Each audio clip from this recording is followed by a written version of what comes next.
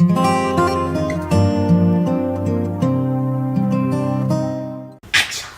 bless you. We'll be doing today's teaching in our Heavenly Father's Word. Before we get started though, we'll be obedient, because obedience is better than sacrifice, or to hearken is better than sacrifice, to be more accurate, to 1 Corinthians, the 14th chapter, verse 39. And a good question that I was thinking, actually I heard my father say it once, was ask Christians, do you obey 1 Corinthians 14? Just ask that.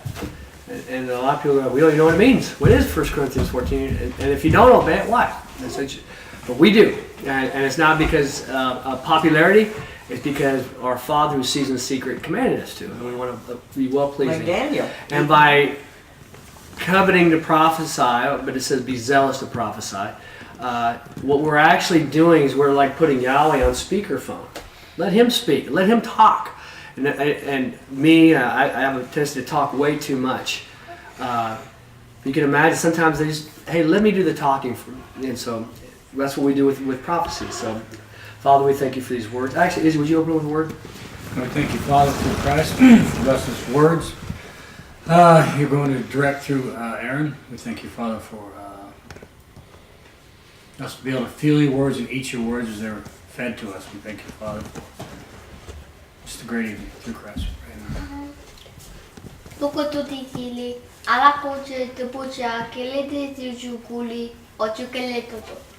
My children, I am a bridge.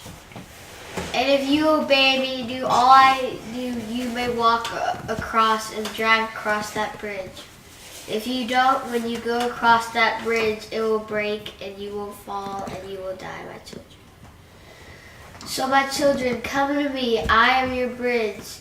And the other end of that is everything you would want. Everything. Rewards. All you could ever want. More than anything you have ever seen. Amen. My children, you are like one of the fish in the sea. No other fish are like the people. Everyone is like a fish in the sea. None of the fish ever look or act the same. My children, I made you. You are a special fish, and do not look or act like any of the other fishes that I have created. So my children, you are special, and you are special like all the other different fish. Amen. Have an anchor. I see a person digging a hole and just tying a rope to a stick that they stuck in the ground. And that's not going to hold you. It's not going to hold you up. You need something strong. You need a grappling hook on a big rock buried into the ground. You need an anchor to hold you down. Shakadwa masanuka shimalisha no kwasani. Ramasona kishimalation ne urabasene. Kolamashini shawis no shoya. Ramasani kolimishi nawuli semoyo ramasinokoi ramashanakoi. My children, you must make sacrifices. You must work hard if you want anything from me. I will give it to you, but you must do the hard work. You must have faith that I will give it to you. You must, because I cannot just give it to you, my children. You must have faith that I'll give it to you, and you must do some work. Amen. The light that I bring you and the light that I give you is the only light, the true light. Everything else around you is a counterfeit. Know that the light that you shine is not a counterfeit, and the light that I bring you is not a counterfeit. Beware. Beware of what you desire, and check with me and check with my word, and know that what you desire, so that you know that what you desire is what is in the light. My children, know that I am always with you, that I'm always wanting to grant all your needs and your desires. Know that you must ask for what you want. Ask out loud. Be bold.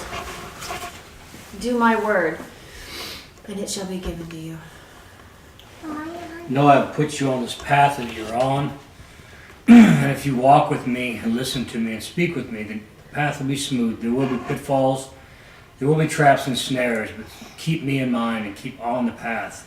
I've put you here for a reason, so keep on the path. Thank you, Father, for all these words through Christ. The teaching tonight is going to be who will exalt you? And that's a question for all of us. We get a choice on whether we're going to exalt ourselves or whether Yahweh and Christ will exalt us. And this is life.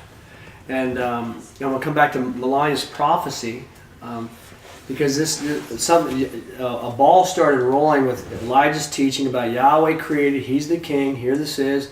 Dad did a teaching about the haughty. The first will be last, the last will be first. We're used to these things, these teachings, but it really got a lot of momentum in me. And then I kept listening to the Bible each day. It was like Yahweh kept giving me more and more and more the same thing. Isn't that neat when he does that? It's the same thing. He keeps going with a conversation. And all of a sudden, like, wow, isn't that wonderful to have a living God like that? Yeah. That has enough time to speak and communicate to us. As a father or as a son, I don't have enough time to spend with my family here. I have problems with guilt. Oh, how am I going to be with my family? How am I going to do all this? But Yahweh's always got time. And he spends it with us. And how wonderful is that? But the teaching tonight is your choice, my choice, of who is going to exalt you each day. Well, is success going to be how many followers you have on Facebook? How many likes you have? Could be. And some people are very famous. And it could be likes or Facebook or whatever these things are. It could be voted prom queen, prom king. Right? It could be America's Got Talent, whatever it is. You get exalted, and who doesn't want to parade? I just watched I Spy. Kelly Robinson parade. Yeah, float down like a jelly bird. All right, I'm going to have a parade. I want a parade. And then here's this whole thing about this character. Wants to be what? Exalted. And there's nothing wrong with wanting to be exalted. Because I believe that Yahweh created inside of us a desire for this. And then it comes back to our choice. But it's up to us how we will be exalted. And so before we get started with that thing, the reality of our situation. What is the reality of your situation, our situation? Here's the reality of our situation. Yahweh, the God of the Hebrews, created everything. It's His. He's the King. That's it. All right? And He created us. Why? To serve Him. It's the purpose of our existence. A satellite that does not face the planet it was supposed to be facing is a useless satellite. Get rid of it. It's space trash. We were meant to orbit. We were created to orbit Yahweh in Christ Jesus. Your existence and my existence is to serve Him. But we have freedom of will to give it to us. And we can choose to serve ourselves or to serve Him. And that's Romans 6 goes over that. Melania's prophecy about having an anchor is so important. An anchor. If you don't have a reason to be obedient, the odds of your success is a lot less likely. Especially when you go through tribulation. People go into war. They go into war with a picture of a loved one. When they go into war, I'm going back home. I'm going to make it to go see my kids. I promised my wife I'm going to see her again. We saw 12 Strong. And the guy took a picture of his kids. And he promised his wife he's coming back. He went in with an anchor to sustain him. And Yahweh tells us that Christ endured the death of the cross. How? The anchor that He had that was set before Him, that He reflected on over and over and over again. And did He work? Did it work? Mm-hmm. Yeah, it worked. He's our prototype. So here's Melania's, and it's for all of us each day. And we have to have an anchor. Otherwise, guess what we're going to do? We're going to serve ourselves, and we're going to exalt ourselves. It's my day. I deserve it. So we'll start off. Let me see here. Okay, I guess before we start off, I'm going to kind of bring everybody up to where I am. What day was man created on? 6. What day was the beast created on? 6. Both created on the same day. Yahweh created man in His image, but it was up to man to decide whether to live like a beast or to live like a son of Elohim. Okay? It's us created on the same day. And here's Adam and Eve. What are you going to do? Are you going to live like an Elohim? Or are you going to live like a beast? Now, it would look like when you're created by Yahweh, He told you what to do. It looks like He's in the throne. Ha, I'm king. Serve me, do this. Sometimes it feels that way, doesn't it?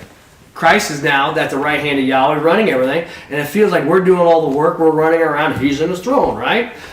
That is our image of a king from a beast's perspective. From a beast perspective, like an animal, like the son of Adam, the son of Cain, that's what kind of ruler and king a beast would be.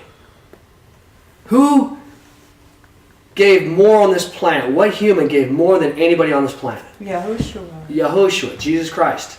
Did anybody outgive Him? Not a human. But what was more difficult for the son to lay down his life, or for a father for 6,000 years know that his son was going to be tortured to death? Yeah. In hope of a resurrection. Who gave more? Father. The father to watch that. Golly, can you imagine watching your daughter being tortured to death, then nailed to a cross? Why? To save your son? I wouldn't want to watch that. No, just tell me when it's over. Here's Yahweh. And you go, who gave more? Yahweh did. Yahweh created man, and Yahweh worked. 6 days He worked. And we tell people you were meant to work. You were designed to work. Yeah. And Yahweh, when He was even talking to Adam and Eve, guess what He was doing? Working. You guys get to work, I work. It's a family business. And so the whole image that even when we go back to the Garden of Eden, it would appear from one perspective, Yahweh's doing whatever He wants. He's out golfing, sitting on a throne. Adam and Eve are supposed to get this whole earth together, right? And who preyed upon that? Yeah. The adversary. And what happened was Adam and Eve got a choice to say, obey Yahweh or listen to the serpent. And what they did is they acted like beasts, and guess what happened? They got treated like beasts. Yeah. What is a Christian's job? So this would be for a youth. 2 Corinthians 5:15. Anybody know that one? To serve Yahweh? I would just say, for the love of the Christ. The love of Christ constrains us, having judged one died, hence they all died, and one behalf of all died he, in order that they who live no longer for themselves should live, but for Him who in their behalf died. Here's a reward. Melania doesn't like these, but you might be able to wager this. What's the purpose of your existence? He died for us that we would live for Him. We owe it to Him. It's the purpose of our existence. To Christ and Yahweh. Christ is our mediator. That is our existence. What is the purpose of each day? To serve Yahweh and Christ. How are we going to do it, right? Okay. Now, also, somebody came to Jesus Christ and says, what is the chief commandment? We know about the 10 commandments. But what's the chief commandment? What did He say? Deuteronomy 6:4 and 5. Hear, O Israel. Yahweh Elohim Yahweh, thou shalt therefore love Yahweh with all thy heart, thy soul, and with all thy might. Deuteronomy 6:45. Did Esther say it? I see her lips move, but I don't know if she's saying it. The honor system. I'll owe you some more, okay? But here, I'll give you some more to remember. Okay, what is the second great commandment that is likened to the first? Yahweh's first, then what else? Like a neighbor. Ahab your neighbor as yourself. You want to reconcile these things, what you're supposed to do? Yahweh comes first, neighbor is myself. If I don't want it to be done to me, then I shouldn't do it to them. And if they want me to do something that I don't understand, then I reflect and say, what do I really want people to do for me?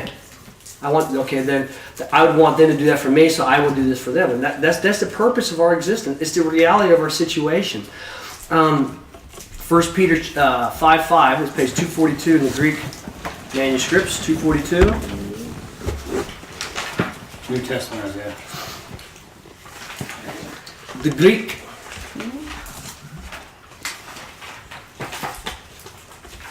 And to know Christ died for us, Mashiach died for us, so that we live for Him.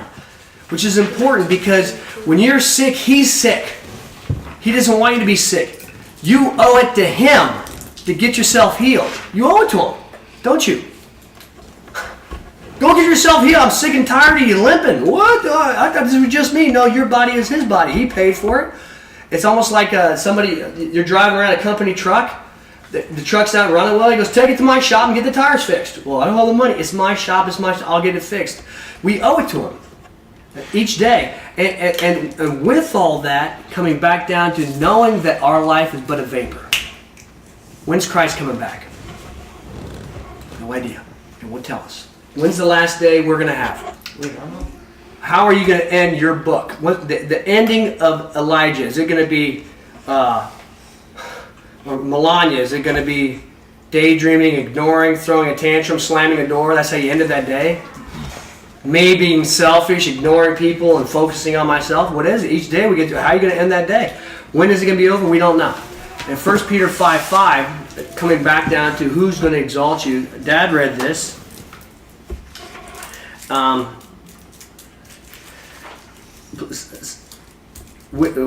will you read 5 through 6? In like manner, ye younger men, submit yourselves unto elders. All, however, one towards another gird on humility, because, Yahweh against the haughty arrayeth himself, whereas unto the lowly he giveth favor. Be made lowly, therefore, under the strong hand of Yahweh, that he may lift you up in due time.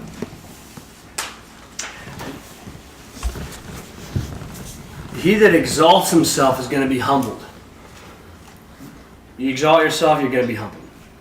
But if you humble yourself, what's going to happen? Lift it up. Yahweh will exalt us. He'll lift us up. And so, like even with Dad's teaching, all of a sudden, when Dad said it, it's Yahweh's job to exalt us. It's not your job. It's not my job to exalt myself. Yeah. It's not your job to exalt it. He takes care of it. He'll do his job if you do your job, right? Seek ye first the kingdom and its righteousness. Seek ye first his reign and his righteousness, and then all these will be added. What's your job? Seek first his reign. How do we choose where his reign is? Deuteronomy 6:4-5. 10 Commandments. If I'm doing my job, what? He gets to do his job. Yahweh's out working all of us every single day. So is Yehoshua Mashiach. They're doing their job. Are you going to do your job? Your job right here says, humble yourself.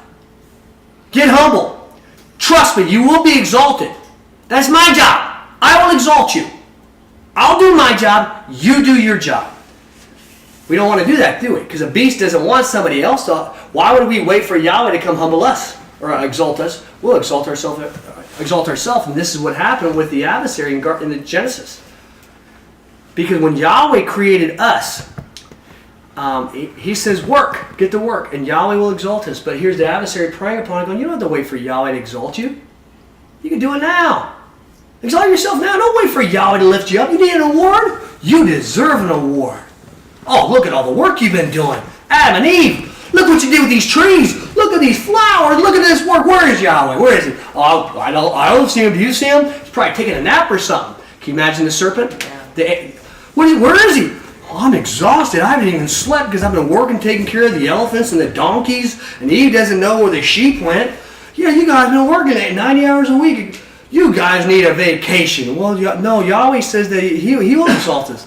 Yahweh knows that he created you in his image, right? Yeah. Just exalt yourself. Do it right now. Really? You can do it right now. Exalt yourself. Do it right now. Give yourself a Kelly Robinson parade. Mm-hmm. Give yourself an award. Eve was like, whoa, that kind of makes sense, doesn't it? He told her what she wanted to hear, and he fed the old man inside of her, and she took the bait. She took the bait. And why did the adversary, we'll come back to the adversary, and hopefully we have enough time to cover all this. The adversary gave them the same bait that he took. Who was supposed to exalt the shining one? Mm-hmm. It's Yahweh's job to exalt. Yeah. But the shining one, well, look at me, I'll exalt myself. And they go, you missed it, man. You missed it. And if you do exalt yourself, what's going to happen? You will be humbled. So 1 Peter 5:5.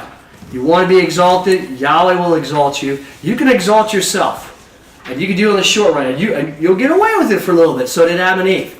But you will be humiliated. Because whoever you serve, you're a slave to.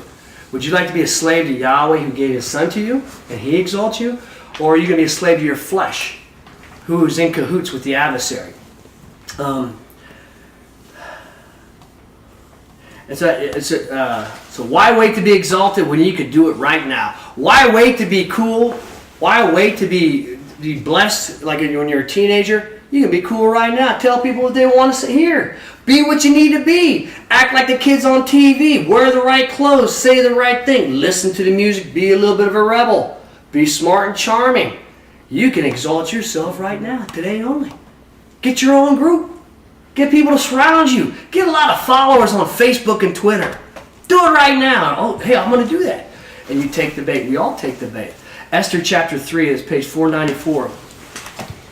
Which the teaching is really, the teaching of Esther is going to be on Haman and Mordecai.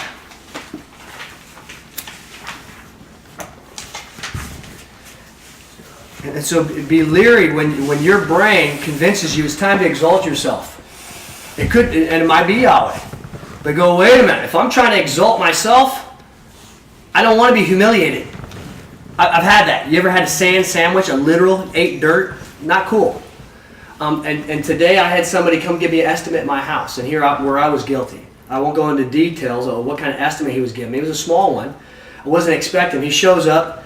I'm like, I'm trying to do a teaching. Now's not a good time. I open the door. He smells like smoke. I used to be around smokers all the time. Never even noticed it. Now I smell him. I'm like, oh, that's gross. I don't even know who this guy is. He comes in, his hair is messed up.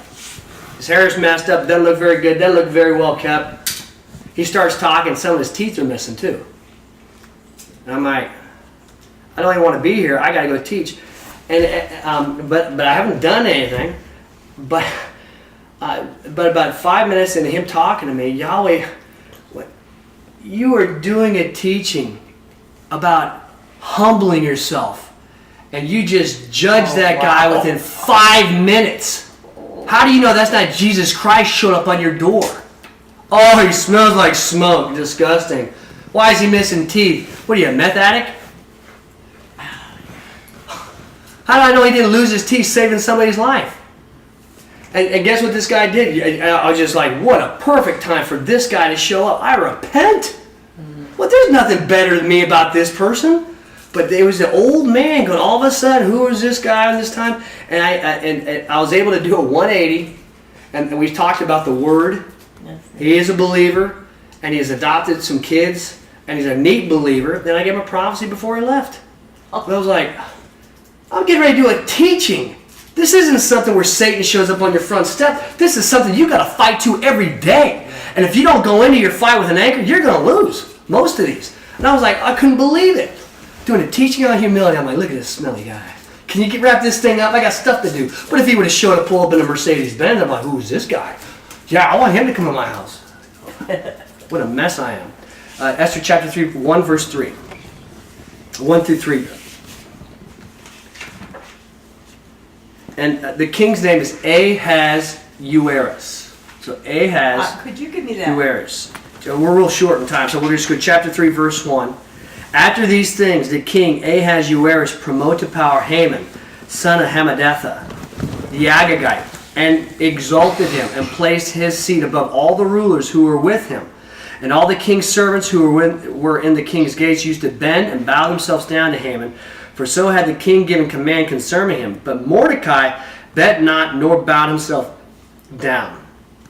Okay. Then said the king's servant, who were in the king's gate unto Mordecai. And then they go on and go, what's up with you? You're not getting in line. Worship, bow down. That's what worship means, bow down. Worship Mordecai, bow down. He goes, not me. He's not going to do it. Then we'll turn to chapter 4, verse 1. I need some good fast readers. Mom, would you be a good fast reader? And whoever's a good fast reader. Read what? We're going to read chapter 4 through 6. When Mordecai came to know all that had been done, Mordecai rent his garments and put on sackcloth and ashes. And I'll pause there for a second. I'll give you a couple other things. Really neat things about the Paragraph Bible. Paragraph Bible, when I was reading on this, and this is free on www.teliosministries.com, there's a free PDF of the Paragraph Bible. And here's some of the stuff they're telling about what's going on here with their perspective. It says that when Mordecai found out, or when Haman found out that Mordecai was a Jew, he wants to wipe all the Jews out. Okay? And what does he do? He tells the king what he's going to do. Here's these rebellious people, and I'm going to give you this money. And the paragraph Bible says this, about 2 million pounds sterling. I don't know what that was back then. But he goes, where do you get this money? Paragraph Bible says, this was the property that was appraised, the appraisal of the Jews' property. How much property does the Jews have? Go find out. They come back, they go, Jews are worth 3.2 million sterling. Okay, I'll promise to the king 2 million pounds sterling. Does that make sense? Yeah. It sounds like Obama when we found out about our 401ks and IRAs. How much money these guys got? We need to take that over. Isn't that neat? Yeah. What he also said when they cast lots. Yes? Actually, do you know Malachi is actually Esther's cousin? Yeah, I heard that. Yes, that's neat. He also said when they cast lots, what they would do, they still do this. We're going to find out a date when they're going to do this. Do you know what the time period the paragraph Bible said this is? He gets an edict. When are we going to wipe out the Jews? We're going to get an edict. He says 12 months. Always, whenever I read this, I'm thinking a month, 2 months, 3 months, not a year. So this is a year of a simmering pressure pot happening. Yeah. Mordecai finds out, and that's the beginning of chapter 4. What is Mordecai going to do? And so the king finds out, how am I going to get the money? Appraise all the Jews' property. We're going to kill them anyways. Okay, I go back to 4 verse 1. When Mordecai came to know all that had been done, Mordecai rent his garments and put on sackcloth and ashes and went forth into the midst of the city and cried out with an outcry loud and bitter, and went in as far as before the gate of the king, for none might enter into the gate of the king clothed with sackcloth. And throughout every province, whithersoever the word of the king and his edict came, was great mourning to the Jews, and fasting and weeping and lamentation. Sackcloth and ashes were spread out for many. So the maidens of Esther and her eunuchs went in and told her, and the queen writhed in great anguish, and sent garments to clothe Mordecai and to remove his sackcloth from off of him, but he accepted them not. We'll just pause there for a second. Yahweh exalts who? The lowly. The humble. What does Mordecai do? Mordecai's a higher up, covers himself with ash. Think about him walking around with a Dillon's brown paper sack on. That's humiliating. And he says, with an outcry, crying to Yahweh, he falls down. And in my opinion, it's embarrassing. You see somebody falling down, crying out, and then here's when Hadassah finds out, she sends clothes to him, but he's not putting sackcloth on to appeal to her, is he? Because he doesn't take it off. And I'm not saying that she's implying that, but she's like, here, get some clothes. What's going on? And he goes, no. I need Yahweh's help. And what does he do? He falls down. I don't care what people think. I'm dropping down on my hands and knees. And what does Yahweh do to those who humble themselves? Esther, go ahead in verse 5. Then called Esther for Hathach, one of the eunuchs of the king, whom he had stationed before her, and charged him concerning Mordecai to get to know what this was and why this was. So Hathach went forth unto Mordecai in the broad way of the city, which was before the gate of the king.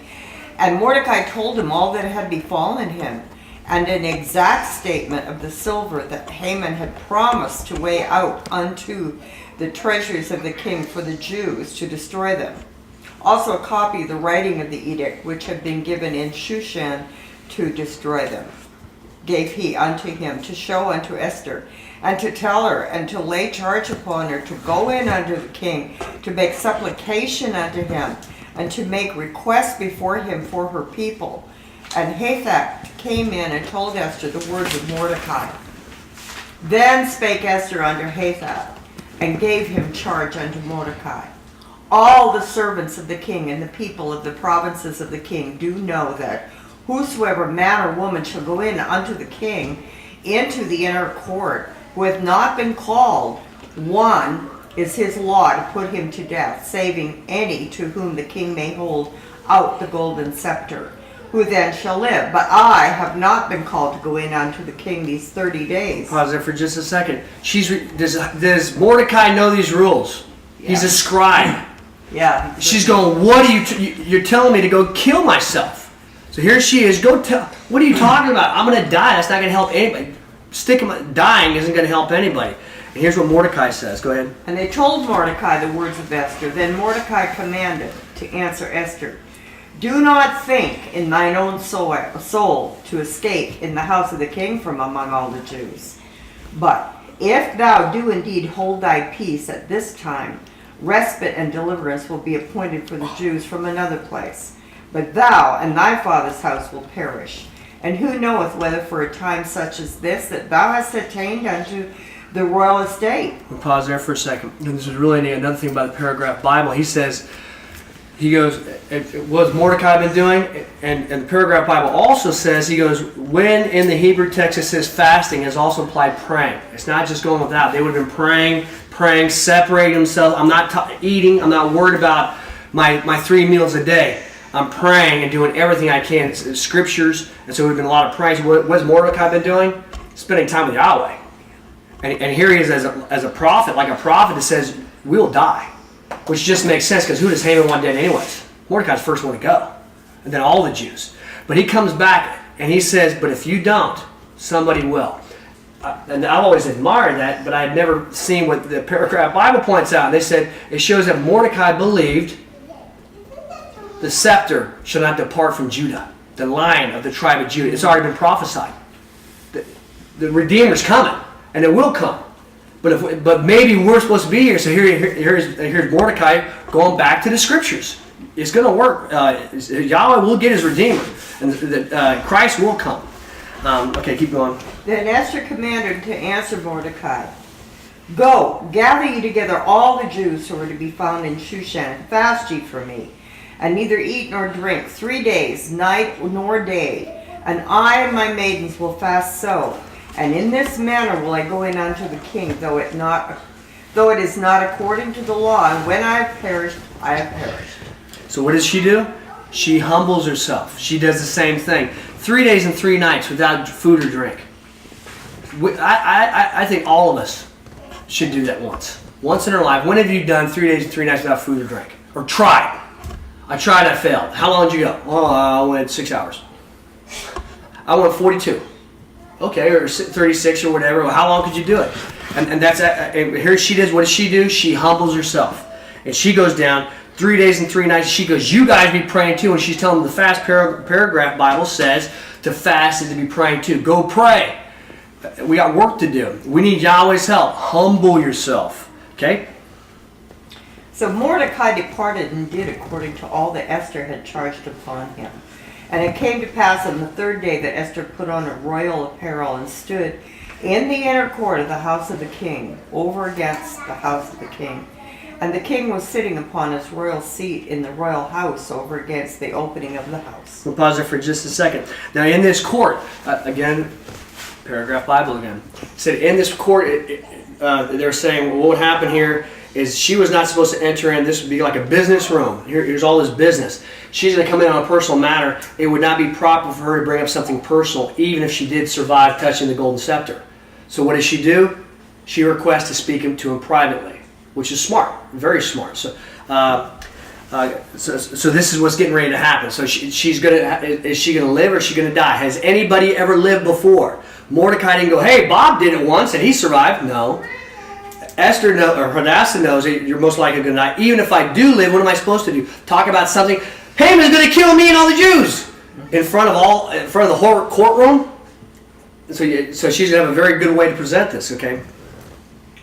And it came to pass when the king saw Esther, the queen, standing in the court, that she obtained favor in his eyes. And the king held out to Esther the golden scepter which was in his hand. So Esther drew near and touched the top of the scepter. Then said the king unto her, what aileth thee, Queen Esther? And what is thy request? Unto the hall of the kingdom shall it be given thee. Then said Esther, if unto the king it seem good, let the king with Haman come in this day unto the banquet which I have prepared for him. And the king said, hasten ye, Haman, to perform the word of Esther. Which is there's a lot of really wonderful things that happen here. It used to be, back to the paragraph Bible, what they're saying is, this is a personal matter. We need to discuss it personally. Come to a banquet, which makes a lot more sense than, hey, we're going to have dinner. That'd be very confusing. She's going to go bring Haman too. What is Yahweh doing to us? We know the end of this, right? When I watch A Night with the King, you see Haman. He looks like the wickedest of the wicked, right? Black hair, nasty looking. What does Satan look like? What does the adversary look like? He looks like Joel Osteen or Kenneth Copeland. Look at a nice guy. What did Haman look like? He's the hands and feet of who? The adversary. So as far as we know, Haman looks like a great guy. And Yahweh's going to get Haman to show his hands before the king. So, and how is he going to get Haman to show his hand? And Haman didn't know she was a Jew, right? Not at this point. So the king with Haman came in unto the banquet which Esther had prepared. Then said the king unto Esther during the banquet of wine, What is thy petition, that it may be granted thee? And what is thy request unto half the kingdom, that it may be performed? Then answered Esther and said, As touching my petition and my request, if I have found favor in the eyes of the king, and if unto the king it seem good to grant my petition, and to perform my request, let the king with Haman come in unto the banquet which I will prepare for them, and tomorrow I will do according to the word of the king. I can imagine on this first banquet that Esther is, what do I do now? Yahweh will tell us to go somewhere and then not tell us what we're going to do next. Go there and I'll tell you what to do. And it could be, now this is my speculation, that at this banquet Yahweh says, do it again. Do it again. Do it again. And what Yahweh is doing is he's giving bait to his enemy. Who's his enemy? Haman is just the hands and feet of Yahweh's enemy. Who's Yahweh's real enemy? The adversary. And what does the adversary want to do? Exalt. Exalt myself. So what Yahweh is doing through Esther, Hadassah, is she is going to get Haman to show his cards. And we're going to see what's going to happen to Haman. Okay. Then went Haman forth on that day, joyful and of a merry heart. But when Haman saw Mordecai in the gate of the king, that he rose not up nor moved because of him, then was Haman filled with wrath against Mordecai. Nevertheless, Haman restrained himself and came into his own house and sent and brought in his friends and Zeresh his wife. And Haman recounted unto them the story of his riches and the multitude of his children, and all the things wherein the king had promoted him to power, and how he had advanced him above the rulers and the servants of the king. And Haman said, Moreover, Esther the queen did bring in no one with the king into the banquet which she had prepared, saving herself. Yea, moreover, even for tomorrow I am invited unto her with the king. Yet all this sufficeth me not, for so long as I see Mordecai the Jew sitting in the gate of the king. There's a saying, there's no rest for the wicked. And this goes for Warren Buffett, this goes for George Soros. It looks like they have a wonderful life. They don't, because whoever you submit yourself to, you're a slave. Who is Haman a slave to? The adversary. Is the adversary letting Haman enjoy any of this? No, he's being harassed. Kill Mordecai. I'm not going to enjoy any of this until this guy dies. And it would appear that at this, you can see even Haman going, you got to be kidding me. I got all of this and I got to kill this guy. I can't even enjoy any of this. And they're going to say, kill him. And that is another evidence that Satan is his boss. The same with George Soros. George Soros can't sleep at night. Neither can some of these other wicked ones. Satan's going to kill the Christians. Kill a Christian. Do this. Attack Trump. Do this. And that's their slave. And that's the same thing with Haman here, okay? Then said Zeresh his wife and all his friends unto him, Hey, let them make ready a gallows of the height of 50 cubits, and in the morning speak thou unto the king that they hang Mordecai thereon. Then go with the king into the banquet joyfully. And the thing seemed good before Haman, and he made ready the gallows. During that night the sleep of the king fled, and he commanded to bring in the book of remembrance, the chronicles, and they were read before the king. And it was found written how that Mordecai had told concerning Bigthana and Teresh, the two eunuchs of the king, guarding the threshold, who had sought to thrust forth a hand upon King Ahasuerus. I don't know how to say it. Ahasuerus. Then said the king, What honor and dignity hath been done unto Mordecai for this? Then said the king's young men who were ministering unto him, Well, nothing has been done for him, Then said the king, who is in the court? We can pause it for just a second. Remember, Mordecai was mourning, wailing, praying. Esther sends for him, go pray, and then after that, Mordecai ends up going back to work, going back to the court. Would you want to go back to the court when all your people are going to get wiped out? I'm not going to want to go back to court and then see Haman where you're humiliated. Can you imagine being a Christian being forced to work in the White House with Obama? Here he goes again. You're like, oh man, but he does. Yeah, because of all this, because Mordecai went back to work and he's in the courts, Haman's like, oh, it's Mordecai. I hate that guy. I really, really hate that guy, right? He sees Mordecai. Because of that, Haman goes, I have to kill Mordecai. And then at the same time, Dad's one that pointed this out. The king can't sleep.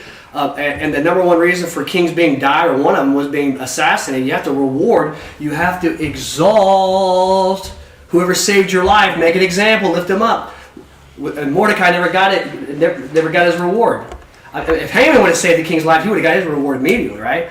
But here comes, and he goes, we got to exalt this guy. And who's in the court? Here's Haman. Now Haman had come into the outer court of the king's house to speak unto the king and to hang Mordecai upon the gallows which he had prepared for him. So the king's young men said unto him, Lo, Haman's standing in the court. And the king said, well, let him come in. So Haman came in, and the king said unto him, What shall be done unto the man in whose honor the king delighteth? Then said Haman in his own heart, Unto whom will the king delight to do honor more than unto me? So Haman said unto the king, As touching the man in whose honor the king delighteth, let them bring in royal apparel, wherewith the king hath clothed himself, and the horse whereon the king hath ridden, and the royal crown which hath been upon his own head.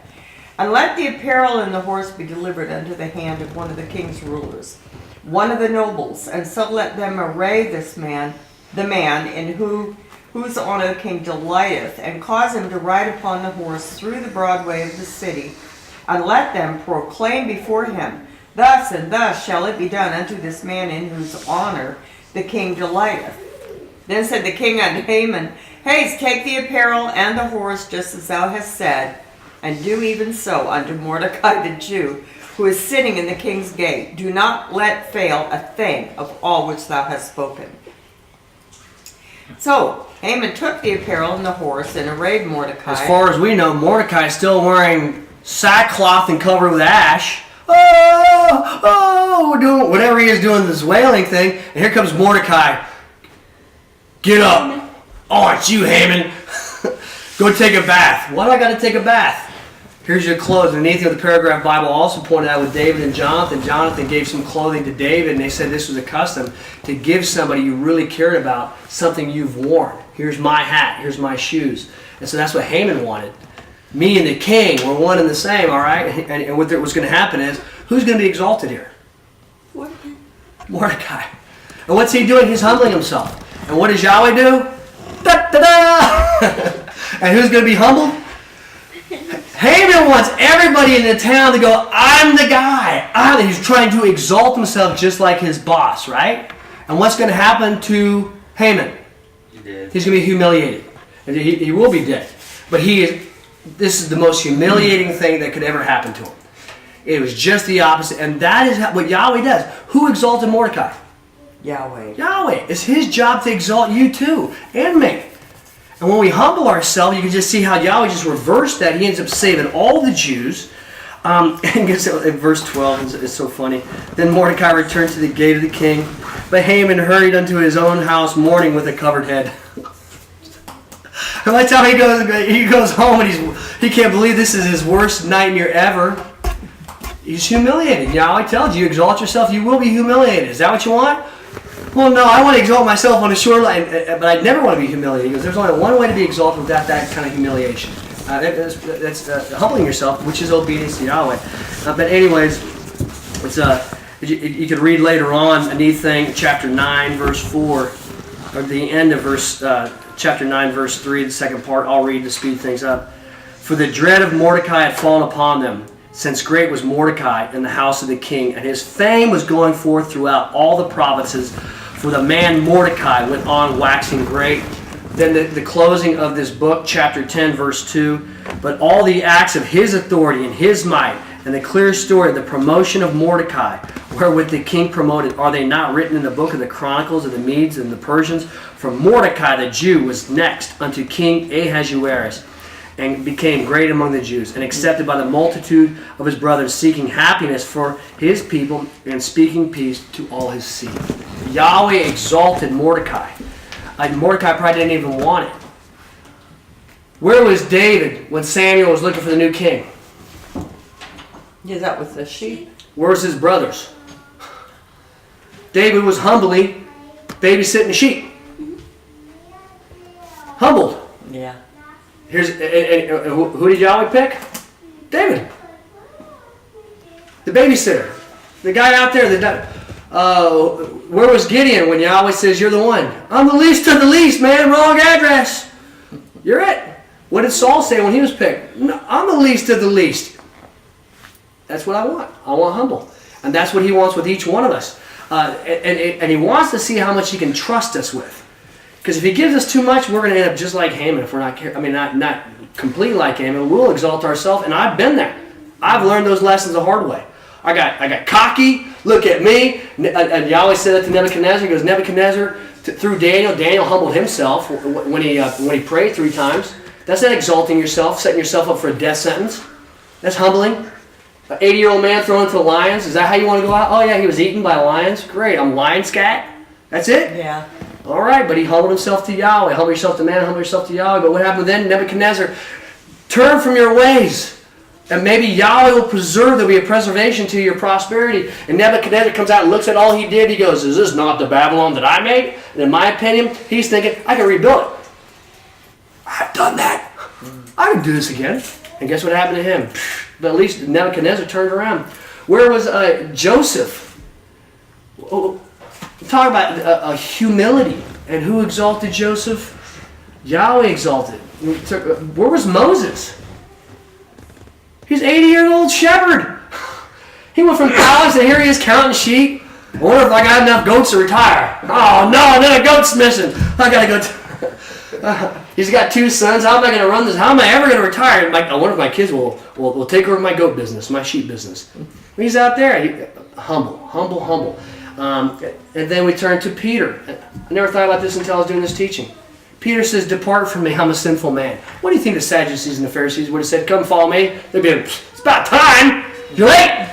That's what the Sadducees and the Pharisees would have said. And I think a lot of pastors today would say the same thing. Where are you? I'm waiting for your phone call, man. Oh, as you're sitting in front of your huge stage with all your props and your music and all the rest of these things. And that could be your call to do that. But it does look like you're exalting yourself. But I could be wrong. But the thing is, are you humbling yourself? And if you are exalting yourself, it would make sense. You're the type of person who doesn't want to be exalted. And Yahweh will take somebody who doesn't want it. I'm going to exalt you. I don't want this. Perfect. That's who I want. I want to exalt somebody who doesn't want it. So all the attention goes right back to who's supposed to be exalted, which is Yahweh. Turn to Isaiah 14:14.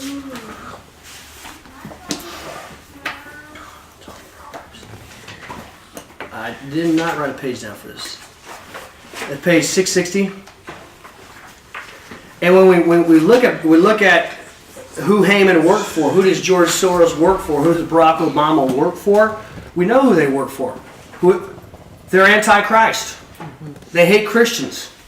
And you're going to say, we know you work for them. We know they don't sleep at night. They don't have. Can you imagine Barack Obama? 2 Nobel Peace Prize. I voted in twice.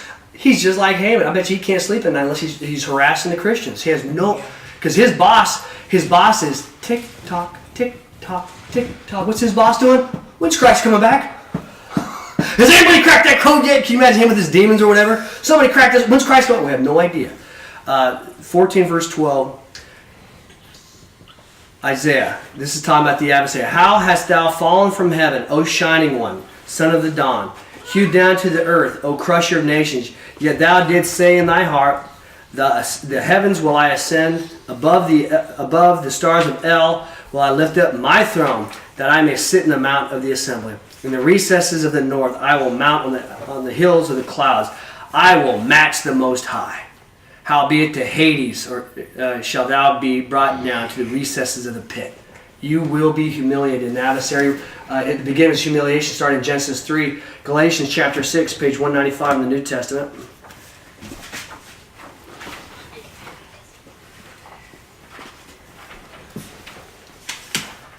Galatians chapter 6, verse 7, page 195, it says, be not deceiving yourself. Yahweh is not mocked. Whatsoever you sow, whatever you plant, the same will you also reap. If you sow pride, if you sow self-exaltation, if you exalt yourself, what are you going to reap? Humiliation.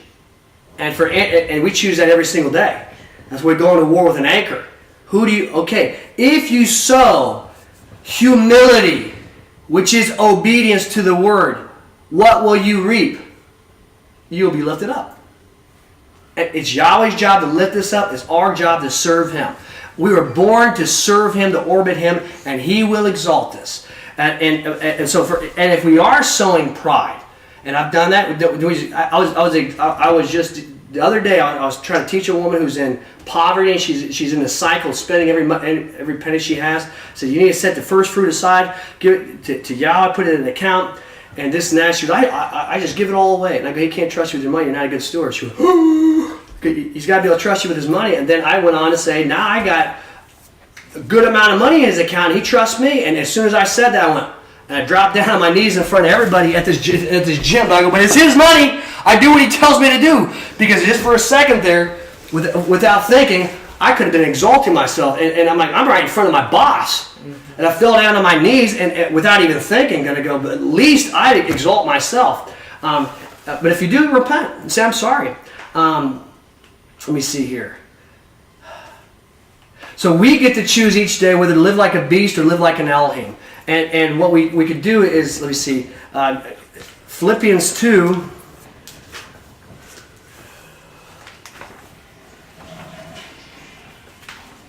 Philippians 2, it says that Jesus Christ,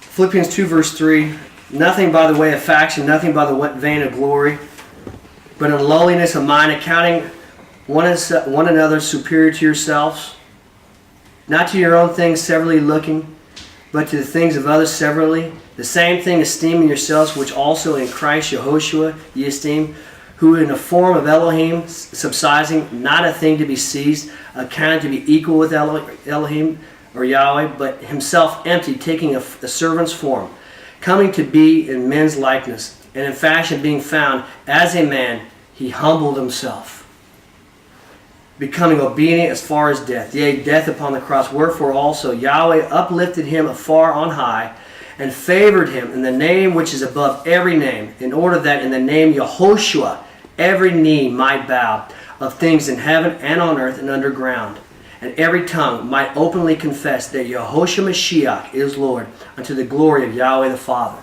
Satan is going to bow down before Jesus Christ, just like Haman. And he's being humiliated right now. And you can imagine on that day, here comes the shining one, bowing down. You are the Lord. Then he'll get his. But each one of us, if you choose obedience, he'll lift you up and he'll exalt you. And then we look at all the different stories. And then we choose each day, who is going to exalt you? Will you exalt yourself? Or are you going to let Yahweh exalt you? Are you going to have the world lift you up? And here's a good test of humility. What is humility? Because this girl I talked to, she says, I give all my money away every time I get a chance. That's not humility. It's poor stewardship. I want to listen to her because she's broke. Here's a humility test. It'd say, were Adam and Eve humble when they took the fruit and ate it? Was that humility? No. So to disobey, is that humble? No, it's just the opposite. Humility is to obey the word. Here's an example of how humble people are. Over 50 times in Yahweh's word, He teaches us and compares death to sleep. Mm-hmm. Sleep. 50 times. Death, sleep. What does man teach? Because if we're dead and we're asleep, What do you mean they're dead? We're waiting for who? We're waiting for Yahweh. And this whole teaching was, why wait for Yahweh to exalt you when you can exalt yourself right now? Why wait to get married to a girl to have sex? Just have sex with a girl right now. Go to Las Vegas, right? Right. Why don't you just move in with a girlfriend or a boyfriend? You can go do it right now. Other people do it. Exalt yourself. But what do people teach today? People don't want to be taught that you have to wait on Yahweh. They teach when you're dead, when you die, you wake up. Do dead people know more? Oh yeah, they know everything. It's just the opposite. So we look at people and go, you're not humble. Humble humility is obeying Yahweh's word, and then that's what we do. Whether people obey it or not, we just say humility is teaching what the word says. They're asleep. Well, what does that even mean? People don't want to hear this at a funeral. I'm going to be humble, and He will exalt me. And by us being humble to His word, we're actually exalting Yahweh. I'm going to close. Father, we thank You for these words.